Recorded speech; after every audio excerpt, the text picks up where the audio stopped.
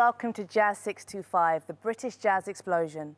Last year we brought you a special show celebrating the golden era of 1960s jazz and one of the most iconic jazz TV shows of all time, the BBC's Jazz 625. But tonight is all about another golden era, right now. Not since the 60s has the UK jazz scene been so strong, with a wealth of homegrown talent who are gaining big audiences and attention worldwide. And guess what? Many of those new jazz stars are in the studio tonight. I'm Jamz Supernova, and my co-host is the incredibly talented young man behind me, Moses Boyd. Okay, so let's kick things off with a band that you could call the true pioneers of the scene. They're a trailblazing supergroup, and if, like me, you've massively missed festivals and live music, then you are in for a treat. Here are the mighty Sons of Kemet performing My Queen is Albertina Sisulu.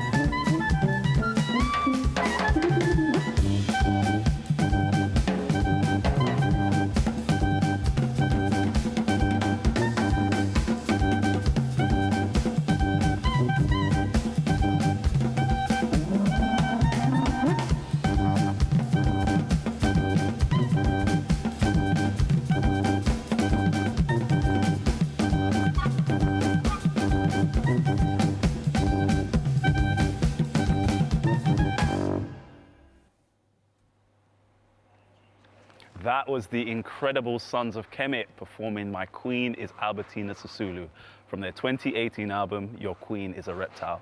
And they'll be back at the end of the show to treat us to a world premiere of a track from their new album. This week is the EFG London Jazz Festival, which this year, like everything, has gone entirely virtual. Because as you know, Moses, it's been a crazy year for live music, which makes tonight even more special.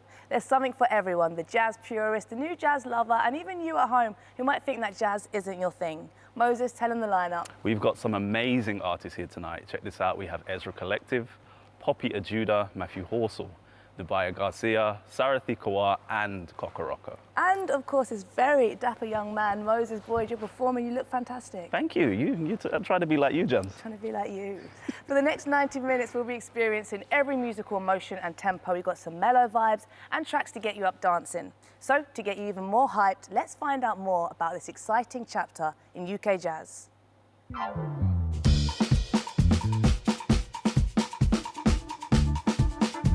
Wow, jazz in the UK, what's going on? Everything's going on, music's going on. Whatever's going on outside of jazz is going on in jazz. Do you hear what I'm saying? You know, just this level of musicianship that is just truly very special. That step to require audiences to do more, to not just sit down and be passive in the sort of music experience. They're active, you know what I mean? They're not just listeners, they're participators. It's been really exciting to hear everyone release something that captures their voice, and that's been big as a family as a whole. You've taken something that was very local, very DIY, very community orientated, and you've got press, you've got magazines, you've got TV, you've got fashion. You know, you got the attention from all over the world. Sometimes I look at my calendar and it's like, whoa, you went to every single continent to play your own music, which was born out of Enfield in North London. Do you know what I mean? So it's like how broad it's got, how widely accepted it's become, but still how small it still is. It's still Nubya from down the road. Since we were young, in our very formative musical years, friendship is what has bonded us, and music has also bonded us. It doesn't just sound like one person's music, it does really sound like a community music that they're bringing out. You've got a generation of people that are being influenced by your Charlie Parkers, your John Coltrane's, your Wayne Shorters, your Duke Ellingtons, but have grown up understanding what sound system culture is, how it feels, the importance of standing by a bass bin, you know what I mean, Notting Hill Carnival, all of these very important cultural landmarks and sounds and sonics, and it's that is influencing their music. The way it can kind of draw different people together, different communities together. The music will always evolve, and jazz is such a small term for something that's so big. It's an untouchable sound, you know, it has so many elements that ground it, but at the same time, I feel like every single movement has moved it along, moved the journey along, moved the conversation along as well. Throughout history, it's always been a snapshot of the moment. It's always captured historically the politics of the moment, experiences of the moment. This music is for everyone and everybody. It's people that think like that allowed me to get into jazz music. But then I also think you can't be something if you can't see it. Jazz is black music. The recognition of that fact goes a long way in the development and evolution of jazz and the way we see it today. And I see us as adding a chapter to the story of black British music and black music. That's purpose enough, to be honest. That was an incredible film. I am now joined by multi-reedist, composer, Shabaka Hutchins, a key figure in the UK music scene. How are you doing, Shabaka? I'm good, thanks. Nice. And how does it feel watching that film? Yeah, it feels great. It feels great to know that there's a landmark to celebrate the trajectory of where the music's come from. Because obviously the music that we make hasn't come out of a bubble.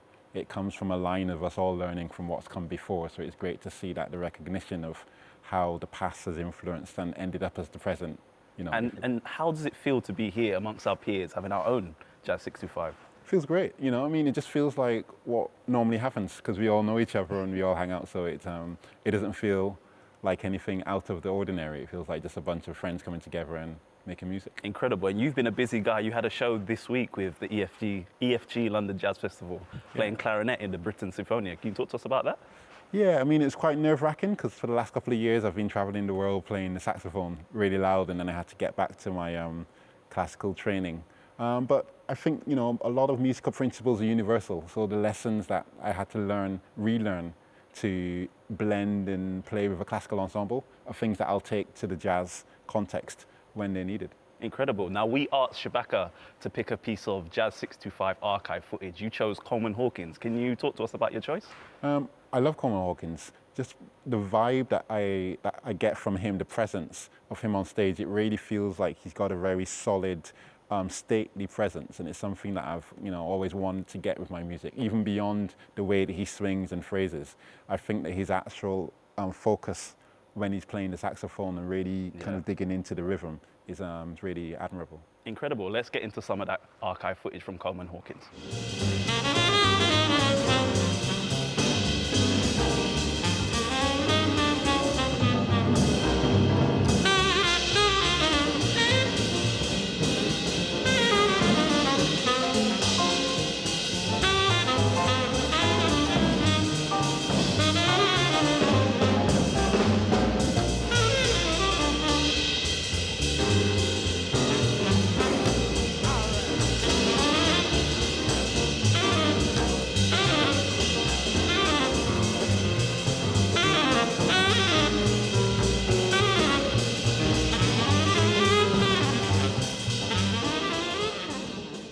From the Jazz 625 archive, Coleman Hawkins performing live from Wembley Town Hall in 1964.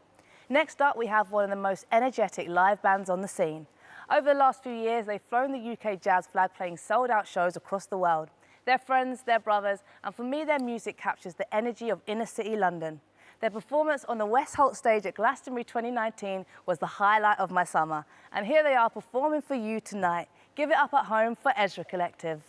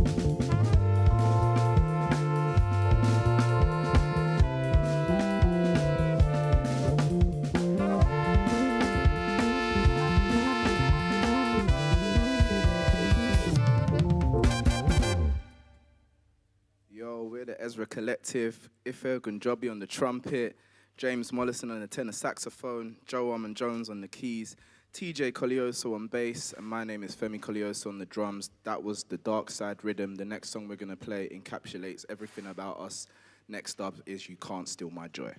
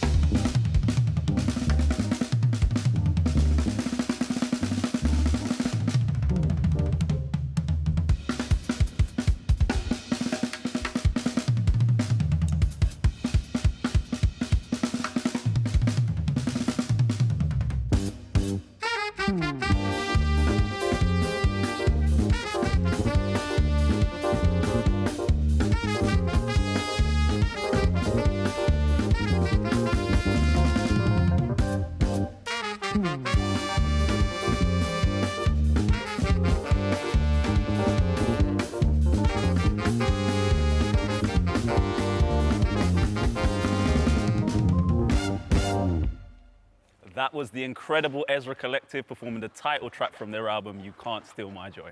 The studio's filled with amazing musicians tonight, and they really are like a family. They grew up together and have built the scene from the ground up. But musical movements need spaces to be nurtured. So here's an insight into the venues and events that help to build this scene. A DIY mentality has influenced everything about this movement, from radio and labels to the places we gather and play together. But we weren't the first generation to do this.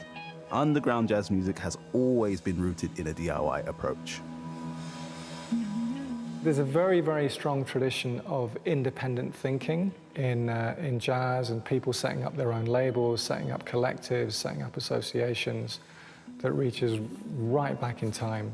I think when you see musicians taking over a small space, that basically invokes this historical lineage. They don't want to be constrained by an entertainment industry, which is essentially restrictive. Some of my favorite memories have happened in spaces run by our community, from Jazz Refreshed to Good Evening Arts, and from Steam Down to the Total Refreshment Center and Church of Sound. our community is built on a network of grassroots spaces that work for performances, rehearsals, recording, and everything in between. You need the underground culture to support, nourish, and nurture other things. You need the spaces, which are usually do-it-yourself kind of establishments run by musicians or creatives or people that just care to nurture the next generation. A place you could say it all started for many of us is the Jam and Club Night Steez, which was at the Fox and Firkin pub in Lewisham. It's a place very dear to my heart and so important for our scene and community. I'm glad that we're speaking about Steez right now because it had a special place. It was a community and it was a place I was free to make mistakes, be vulnerable and enjoy myself. Some of the best and worst ever gigs Ezra Collective have played were in Steez. Friends that I met in Steez are still people that I make music with till this day.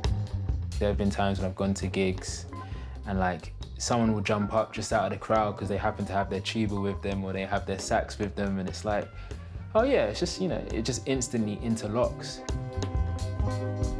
In the black community, it really is kind of that DIY mentality of just like, you know, it's kind of what we're born into. I watch my parents do that, you know what I mean? We've spent our lives in black music and running different events and putting on different shows, and the reality is that you kind of have to find your own space. You have to find ways of doing it yourself.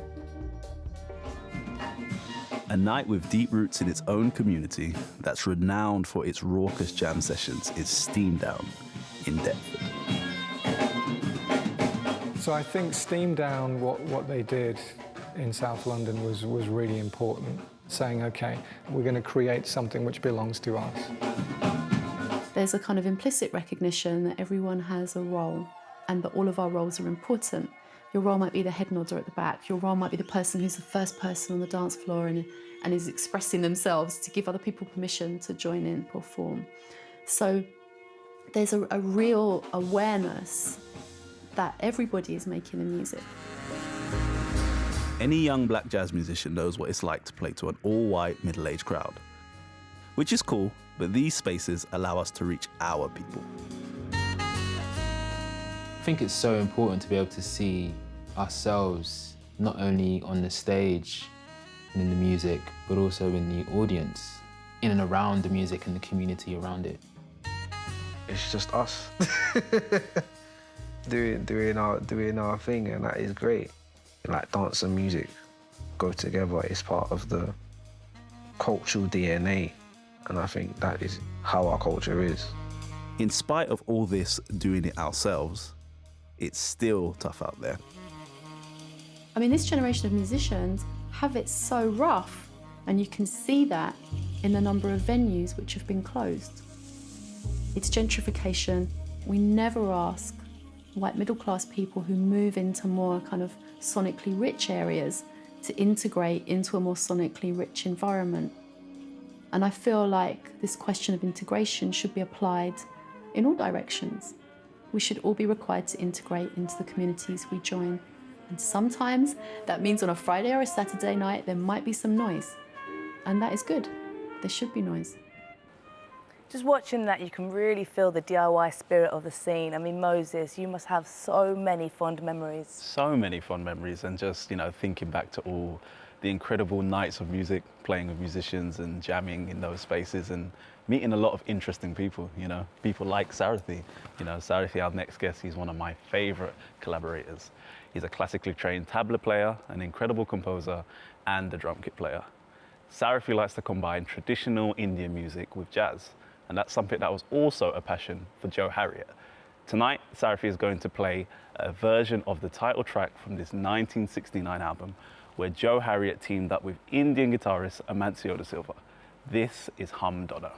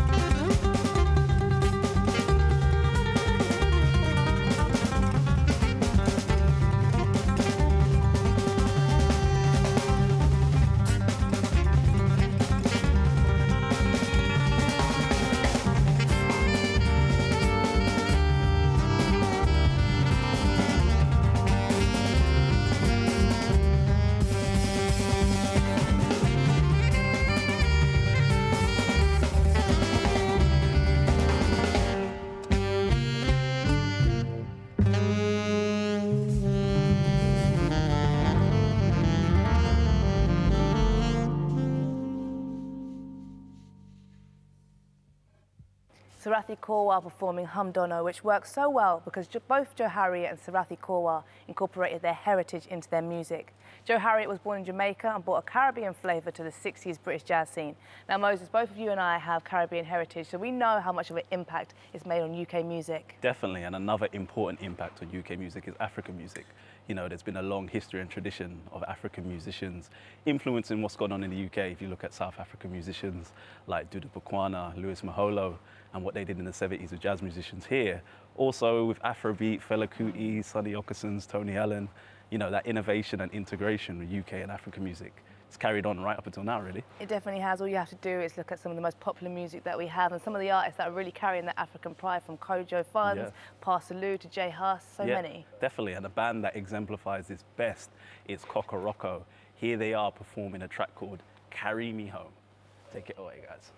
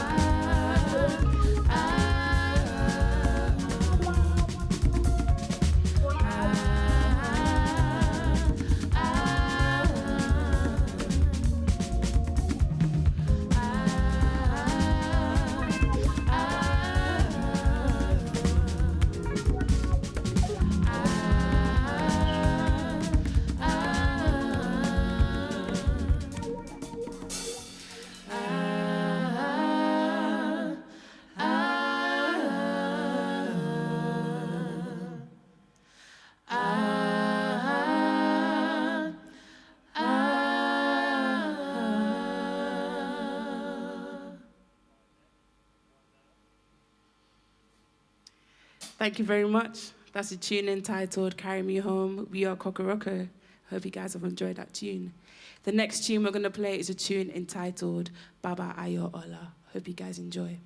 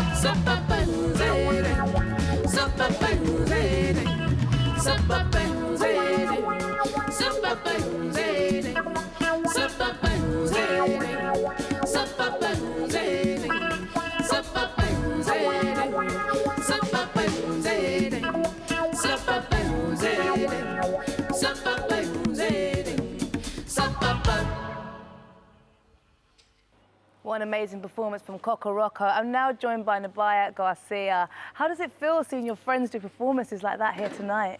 Oh, it's a treat. It's beautiful. I think I'm such a big fan of the music that my friends are creating. I'm always there to support it, to be honest. I think it should be shared as much as possible. Definitely, and I feel like there's such a collective spirit, and I know you said you go to the shows and stuff, but what do you do when everyone's winning so much? How else do you support?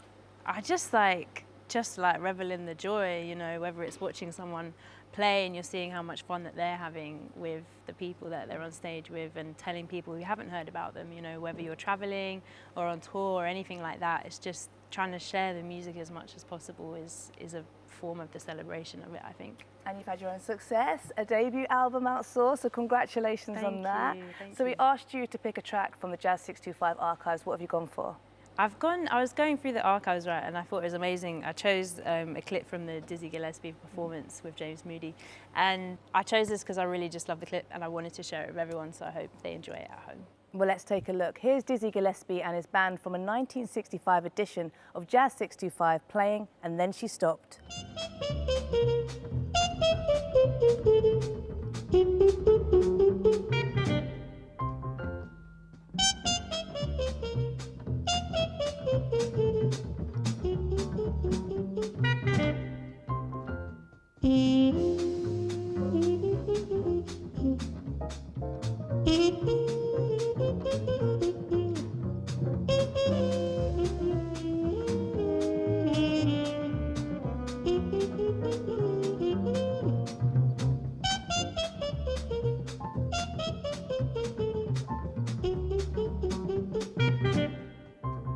Great choice, a true legend of bebop jazz. Trumpet master Dizzy Gillespie and his band on Jazz 625 in 1965. Nubya has now joined her band on stage and they're ready to perform a version of a classic Blue Note tune from this 1967 album. Playing McCoy Tyner's Contemplation, it's Nubya Garcia.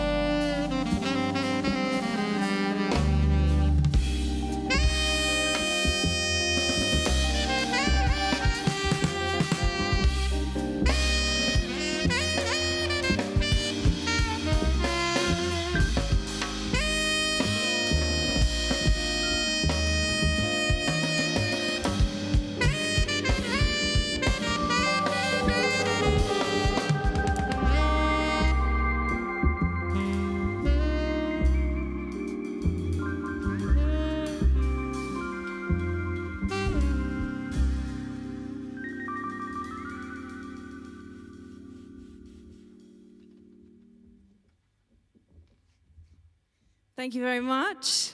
My name is Nubya Garcia. On keys, Joe Armand-Jones. On double bass, Daniel Casimir. On drums, Sam Jones. This track is called In a Game, and I hope you enjoy. Thank you.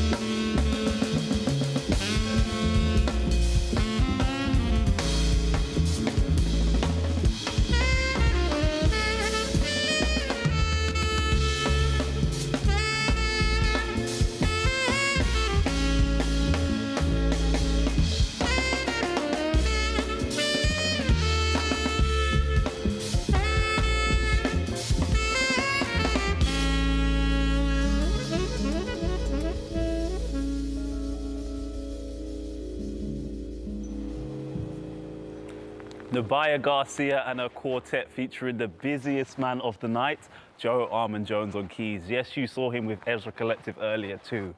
Coming up, we have a very special performance from Matthew Halsall and his band. But before we hear Matthew, let's find out more about the rich sonic landscape of the Manchester jazz scene. Manchester is a city with a strong independent approach to music, and that includes jazz.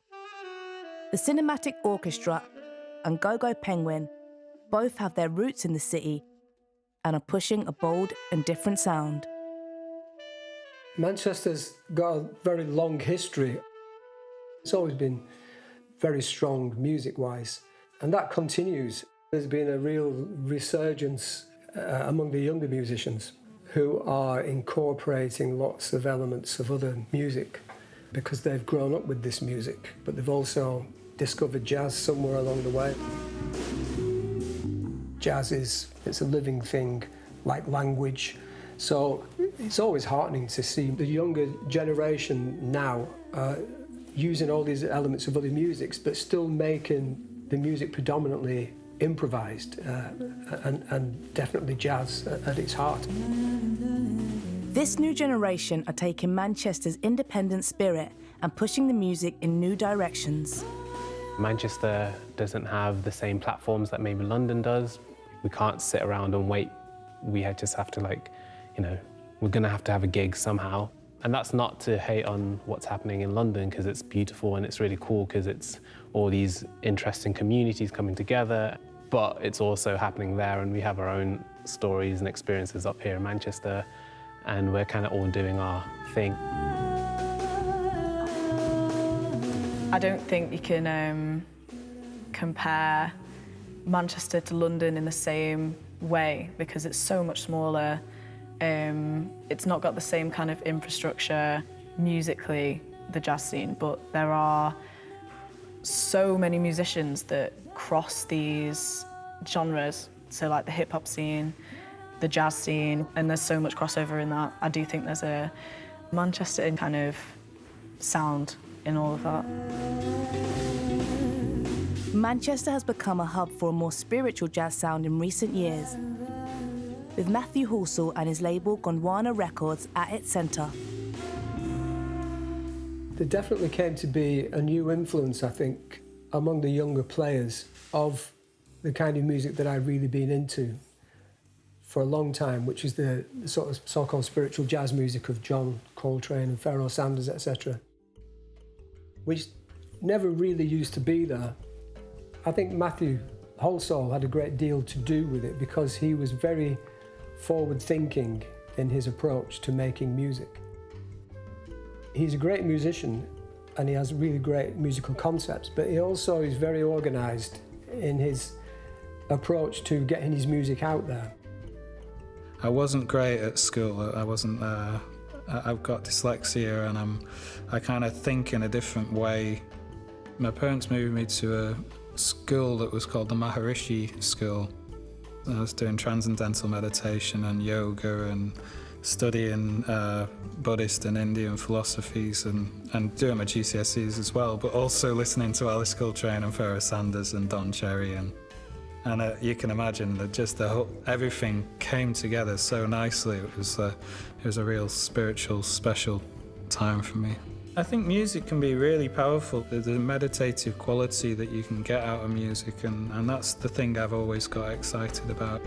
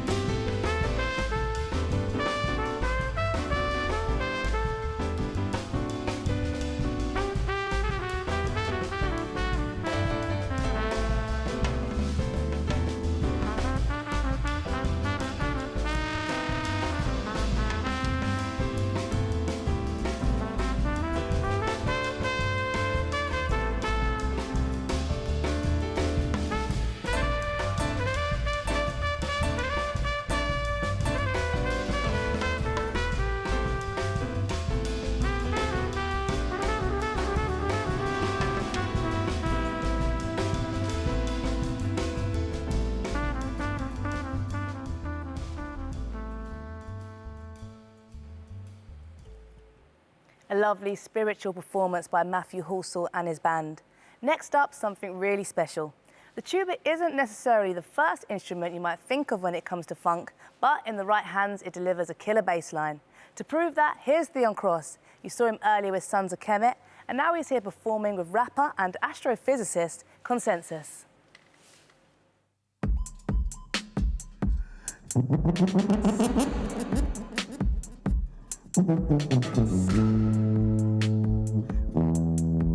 Yo.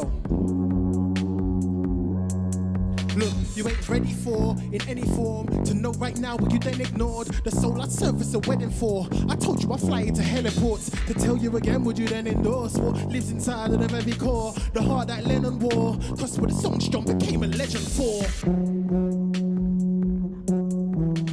To sell in form, the mistress type they sniff in line with the seven dwarfs. It's more than they locked up Kerry for. I said it's more than they locked up Kerry for. Real with the verbs, real with the verse. Focus on my true meaning of the words.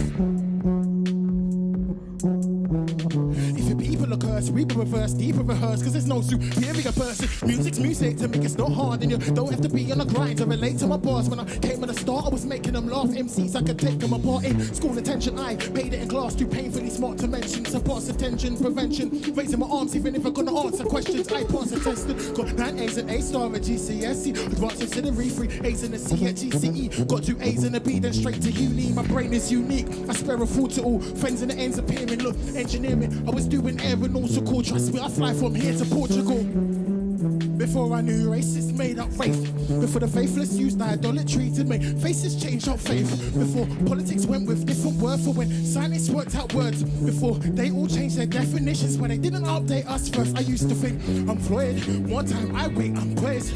Most times it's just say when. More time there waits some words. My boys aren't boys, they're men.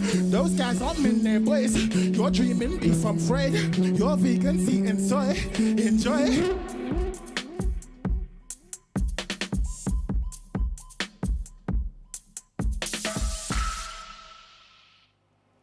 Theon Cross, a true linchpin of the UK scene, holding down the low end there while simultaneously bringing the tuba to the forefront. A brilliant performance there with rapper Consensus. But now I'm taking over, and this is Stranger Than Fiction.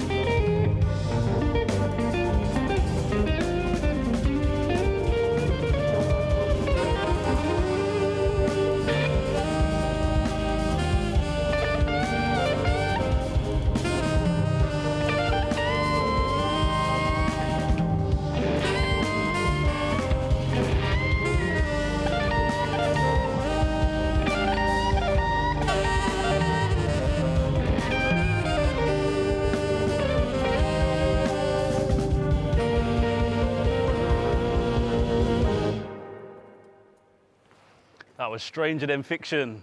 The next tune we're gonna play is a song called BTB.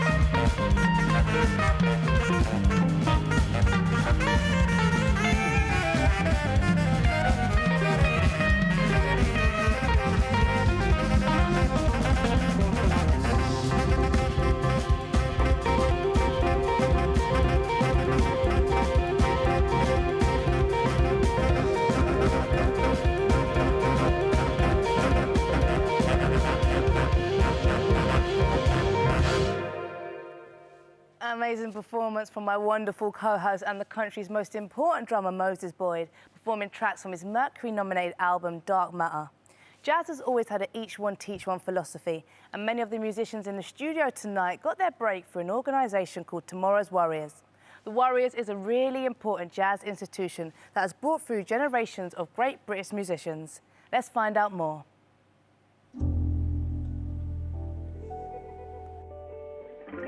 I'm here at the South Bank. I met up with Sheila Maurice Gray and Nubya Garcia today, and we just dropped in on a Tomorrow's Warriors rehearsal, which was being led by Gary Crosby, who is the creative director. Well, it's important to come back to Tomorrow's Warriors just because that's how the music gets taught. It's people older than us, we hang with them and we learn from them.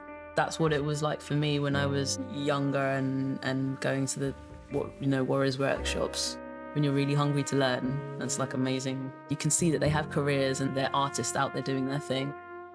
In my mind, it always felt like a youth centre, community centre for jazz music. We've done so many gigs there, so many hours, alongside, bringing more diversity to the musical world is Each One Teach One. So now I would go back and do stuff. Theon Cross would go back and do a masterclass. Shirley Tete goes back and leads the female collective. Tomorrow's Warriors is still at the core of like my musical family. I met most of my band actually from there.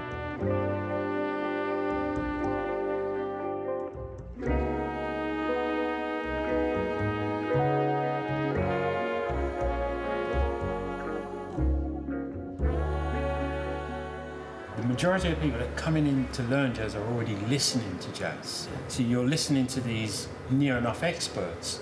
That's your starting point, and that's detrimental to your study. You need to go back to the basics. I think that's the great thing about what we've learned about this music is that regardless of where you are in terms of your development, you can still contribute. It's about communal engagement. I love this music. I want everybody to play it. I want everybody to hear it. And that was the reason, to try and diversify the British jazz scene or the British music scene. I wanted to see more black instrumentalists and more female instrumentalists. My generation, there is a sense of, I know it's been covered a lot in the press, like the whole London jazz scene, and sometimes the story takes away from what it actually is, which is a feeling. You can't really describe it. It's what I mean, the genuine connection between people and... Is if we could codify how we do the generational knowledge and things like that, then everybody would do it, and it wouldn't be any of value, and it'd be, it'd be on sale. You could buy it down at the train station. A lot of generational knowledge is based on love. And that's the one word and concept that those who want to work out, how do you keep doing this? Jazz is a lot of love, whether it's the love of the individual who loves the music or the love of the elders who want to pass on this great knowledge. I can only say it's love.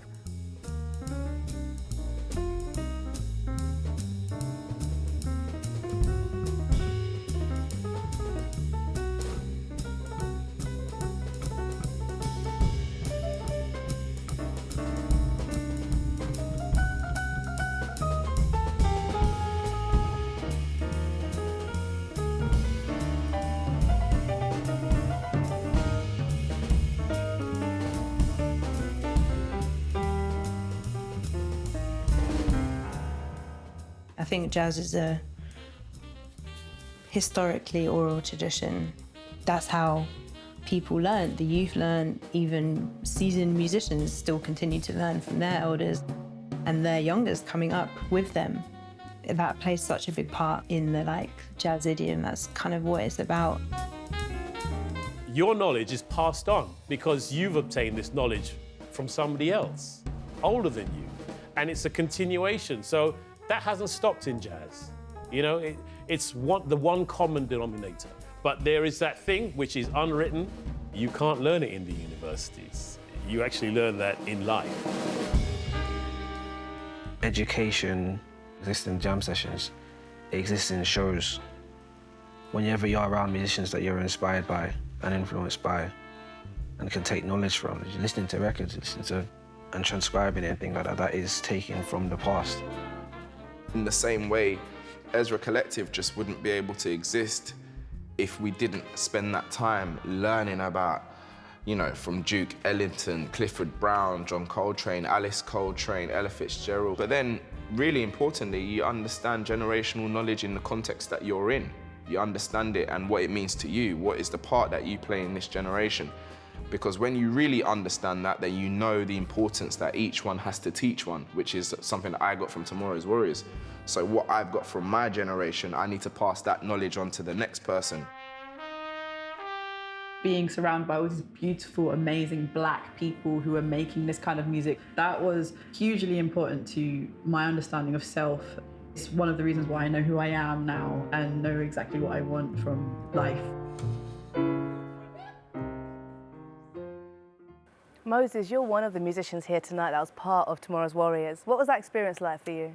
Incredible. So many fond memories. I think one important takeaway was, you know, the minute I entered that world, it was like tapping into this generational knowledge. I had musicians older than me and musicians younger than me, but we were all kind of on the same path, learning together, you know, each one teach one. And I think that's so vital for any musician, really. And what played out there sort of played out in the 60s if you go to America and played out historically. Tell me more about that. Yeah, I think, you know, jazz has definitely got a history and culture of mentorship. If you look at artists like Betty Carter, Art Blakey, Miles Davis, you know, these are musicians that brought so many young musicians in their band and mentored them. And, you know, that still carries on to this day, for sure. And you're one of the guys that goes back to Tomorrow's Warriors. You're the older one now, and you're looking at the next generation. So what inspires you about them, and what gives you energy? I think, you know, it's just so exciting to see their ideas and hear what they're doing. They're looking at us, and, you know, we're here, Jazz 625, playing with our peers. They see that as their representation, and as a result, they haven't got like glass ceilings on them. They're making music that's so exciting, so boundary pushing. You know, for me, it's really exciting, really exciting. They must feel so empowered watching you guys here tonight. This year's events and the temporary halt on festivals and live performances has given artists time to reflect, write and express themselves on issues that affect us all. Here's Poppy Ajudha performing her own song, which is a personal reflection on the Black Lives Matter movement.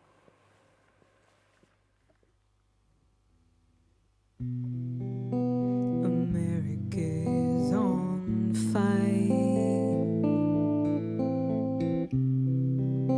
They're gonna burn those cities down.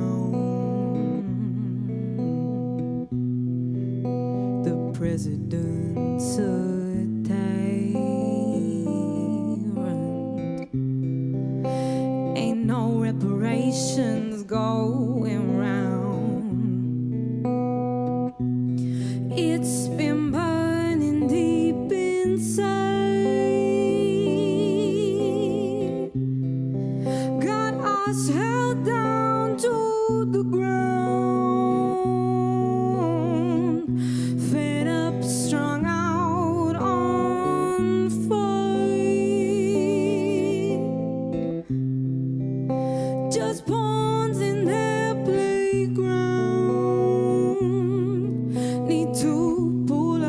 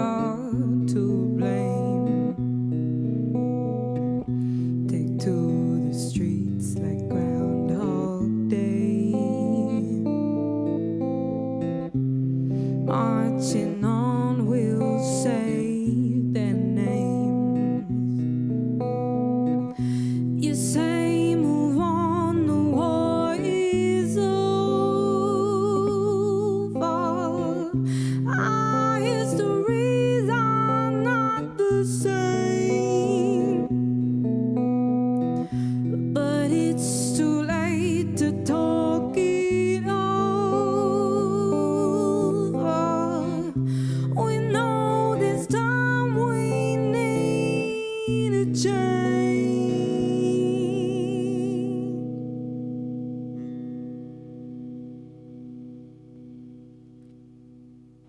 A powerful song there written by Poppy Ajudha in lockdown.